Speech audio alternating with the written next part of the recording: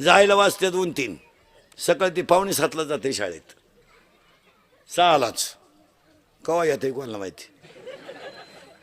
काय नाही महाराज, तुम्ही ना मी पागलच आहे नाही, पण याला कुठेतरी कंट्रोल केलं पाहिजे आणि ती काळाची गरज आहे.